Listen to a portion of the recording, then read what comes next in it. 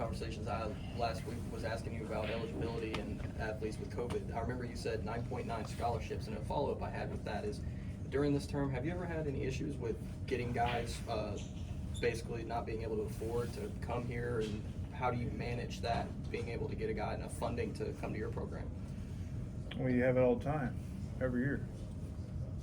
And some of them can't come because of funding. So, you know, it's other sports too, not just ours. You know, so you know, you got 40. Just think about it, you got 40 athletes, 38. I think we have right now 38 athletes for 10 scholarships.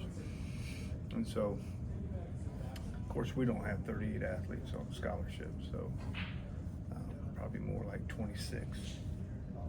So it's a challenge, yeah. So that has to show the commitment for each of those guys, academically and monetarily. Listen, no question. I mean, we got some guys that walk on and pay their way, you know, and then, you know, may never start.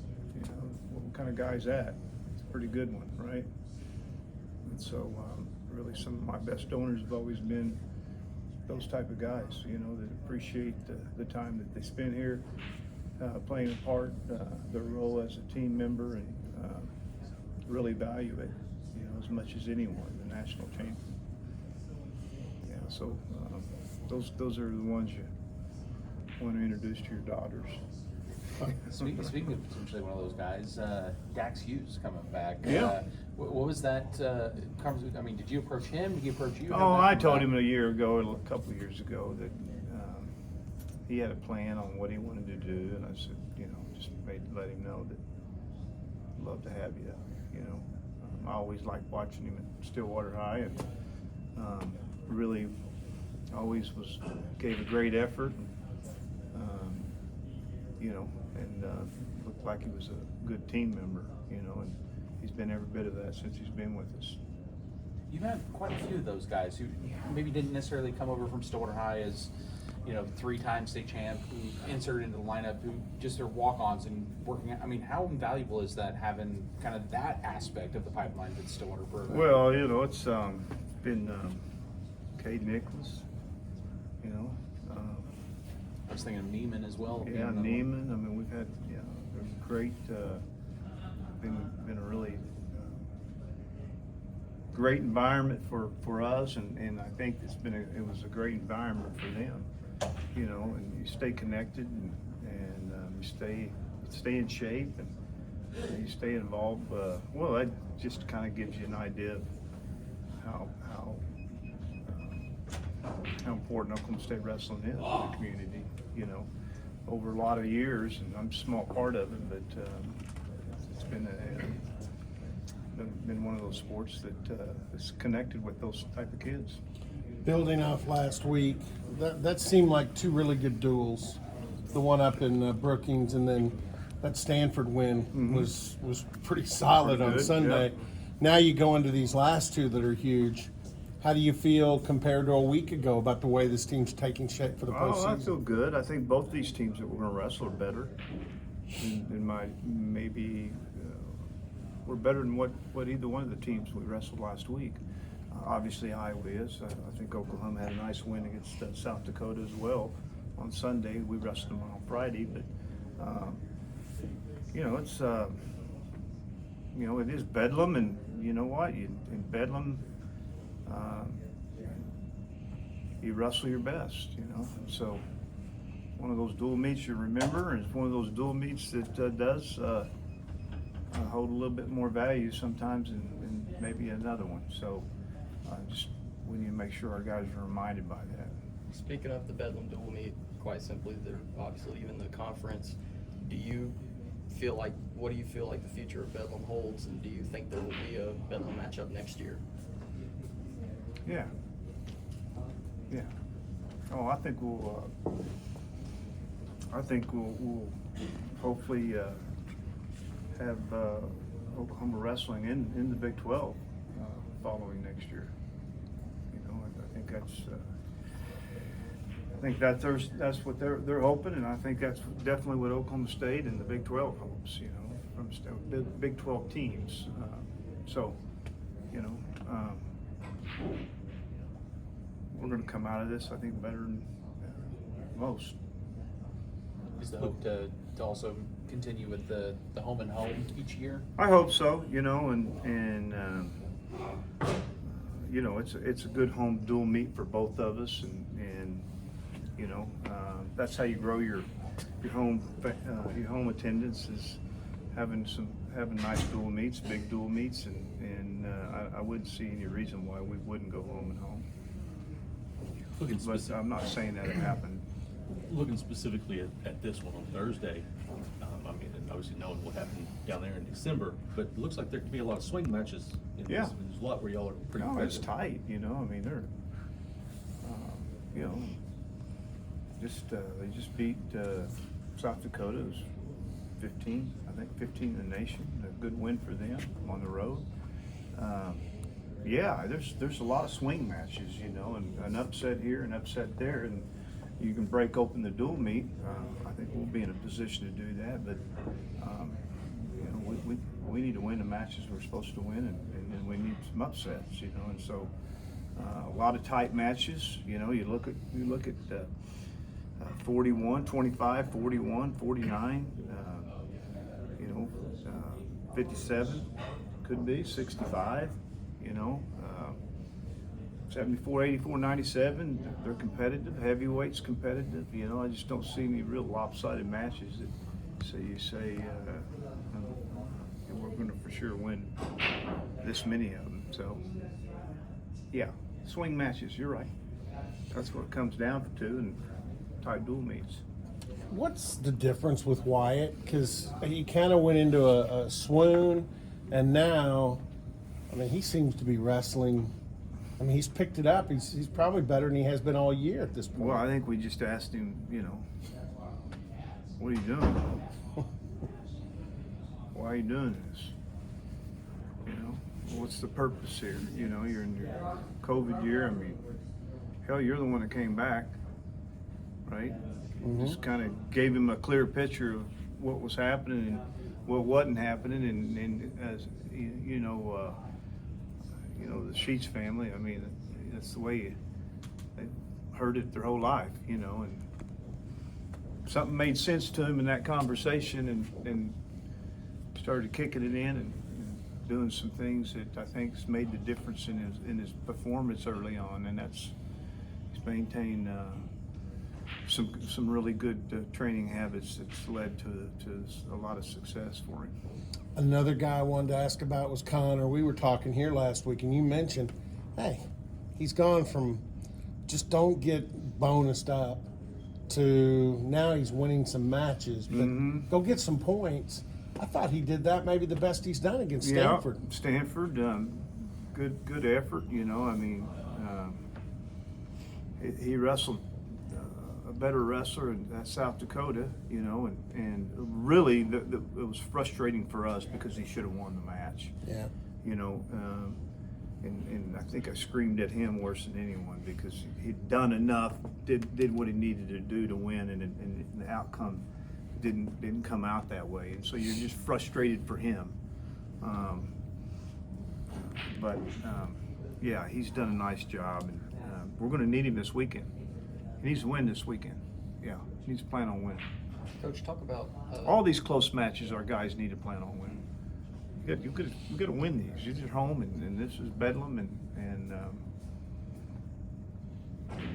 we win Bedlam. Make it that easy.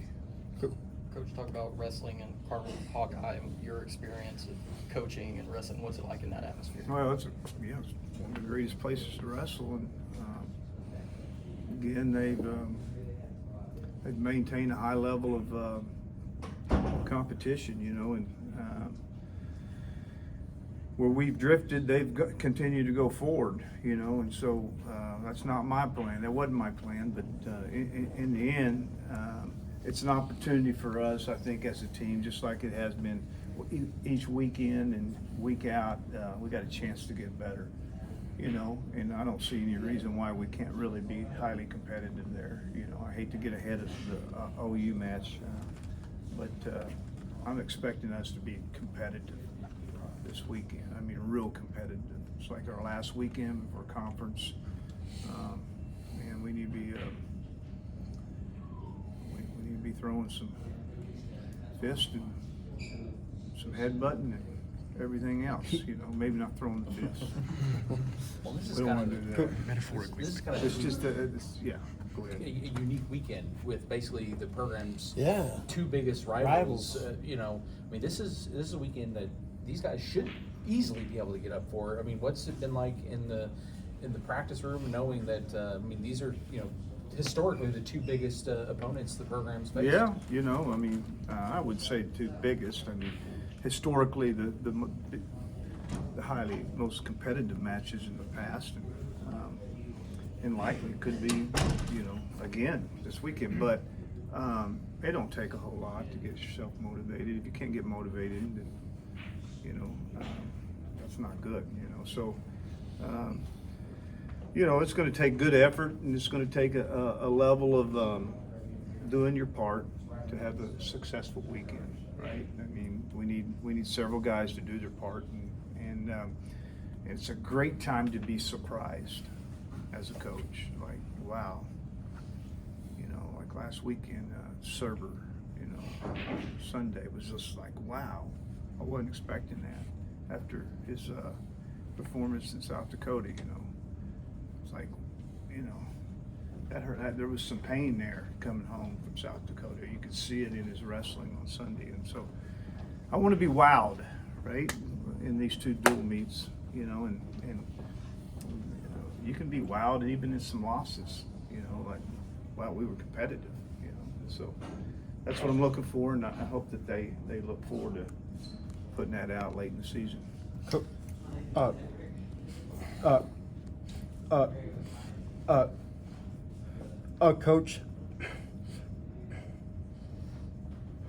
Coach, how have you seen Reese Whitcraft? How have you seen Reese Whitcraft adjust in this room? I know he was kind of inconsistent last week. This week he's got Joey Prada and of course Spencer Lee. Better get better. You know, just playing a role, you know, jumping into the lineup, making some adjustment with your weight, you know, had to get on his descent plan through the rules, you know, didn't wrestle at Iowa State, was a quarter pound from his descent plan. That's why he didn't get to wrestle that weekend. That would have been a good weekend for him, but just kind of missed out on some more matches. But,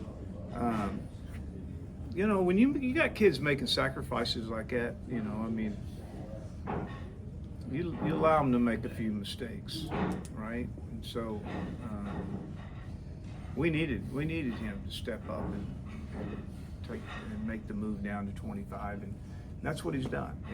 And we've seen in most of our dual meets that it's played a big role in just, you know, not giving up bonus, winning some nice matches, beating ranked guy opponent last week, you know, and so. With that, you know, I hope that he goes for something much bigger and much more, right?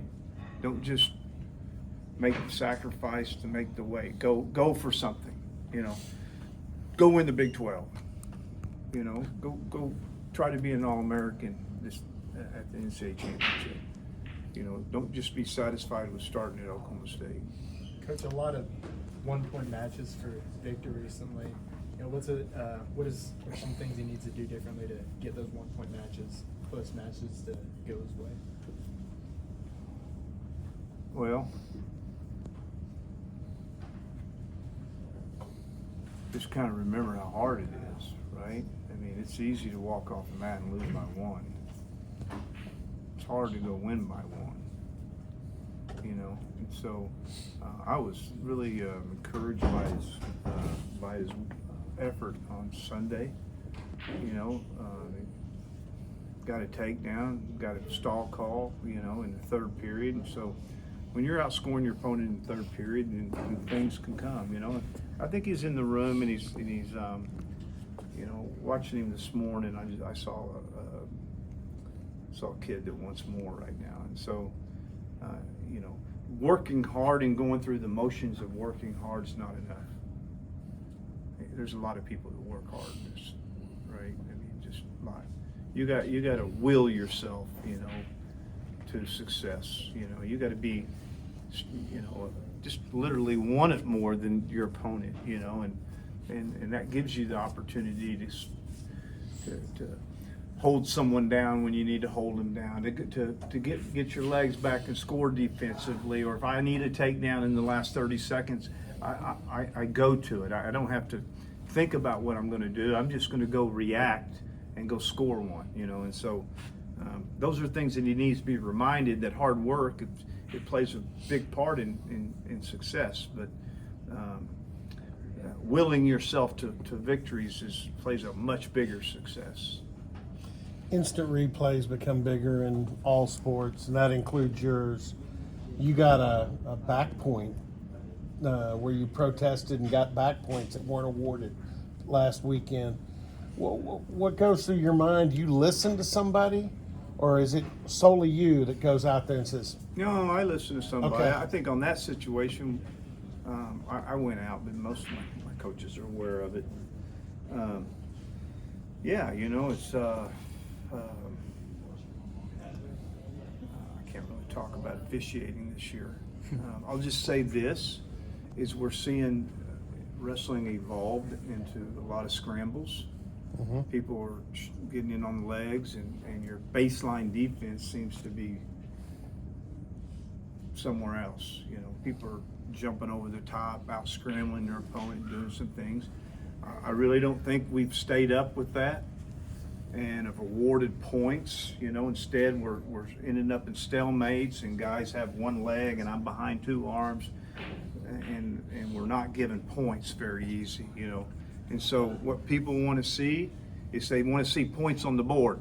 So our rules committee needs to really focus about creating the rules where we can put more points on the board. We don't want to see 3-2. We don't want to see 2-1. And some of these matches are 3-2, 2-1. Some of our guys across this country, we've noticed that there's less shooting, less penetration. A lot of that's due to the scrambles. There's scrambles that you can end up in losing. But if we can create an environment where we're scoring those points a little bit easier, especially for the offensive guy that's actually taking the shot. First off, you're putting points on the board. Second off, you're not blowing stalemates. The whistle never gets involved. We want to see that the competition continue. So literally, we haven't kept up with the rules as wrestling has evolved.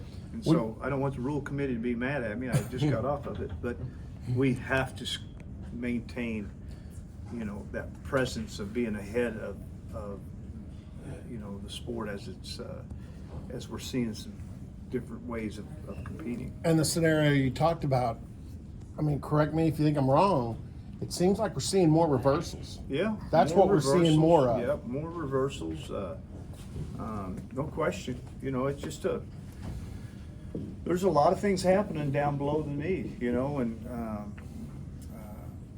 I think as a rules committee in the last several years, we did a pretty good job of protecting the knees a little bit more, and I think the officials have done a nice job. I don't get too mad when the official blows a whistle quickly during regular season when somebody's on an ankle and they're pulling the knee out. Every team in the nation right now, we walk away from every 2 or 3 dual meets with somebody with a problem with their knees, and so and a lot of that is just due to the scrambles and the competition that happens after a guy gets to your legs, which is exciting. It's exciting stuff, but what's more exciting is people being awarded points. Coach, with respect to the Bevan rivalry and other rivalries that you have, do you consider the Iowa-Oklahoma State rivalry to be the premier NCAA wrestling rivalry? Well, I don't think it is right now, unless we go up there and whip them. Yeah, a rivalry's a team that's winning, more than once every 5 years. So, that's not much of a rivalry. Considering We y'all- got to do our part. Considering y'all go back, what is one of your top memories from Carver Hawkeye and your Um, experience wrestling there and coaching there? you know, I got some great memories. We had some great wins there. Yeah. Too many of them, and that's a good thing. That means we won a lot of them. You know, I have some bad memories. I got put up in the air and slammed right down on my shoulder my freshman year in college, and my sophomore year in college, and put me out for 3 weeks. I've got some bad memories as an athlete, and I had some bad memories as a coach that walked out of there, you know, and did not have good dual meet, you know. So good place to wrestle, yeah. How beneficial can it be for some of your young guys to get that experience of wrestling in an environment like that? Well, and the only experience that you can get is if you actually go out and do something, right? It's not an experience going out and getting your ass kicked, right? Yeah. So I mean, you want an experience? Go make it a good one. You know, you're going to get something out of it. You're going to get an experience. It's either going to be good or it's going to be bad. And I don't know if there's anything in the middle. You know, so go make a good experience, right? Have a good experience with it, you know. And so, you know, that's what it's about. It's about being a competitor and being competing and making sure that you know we look at it like there's a place where we can win, and if we do our job, that opportunity can exist. One or two more for Coach. So who slammed you sophomore year? Huh? Who was it that slammed you your sophomore Greg year? Randall. Yep. Greg Randall, he was a tough guy. I ended up beating him in the NCAA championships.